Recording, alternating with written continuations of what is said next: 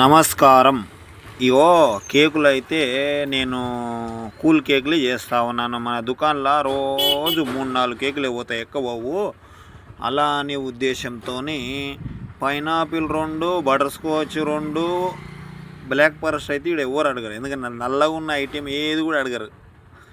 అలా అనే ఉద్దేశంతో ఓన్లీ వైట్ మాత్రమే చేయడానికి ప్రయత్నిస్తా.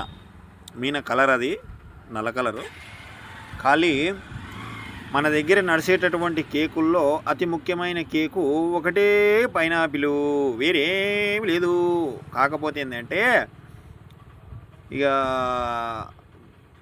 బతుకు ఆడే ఆటలోన అనుకుంటా పని కొనసాగించాల్సి వస్తున్నది అంతే.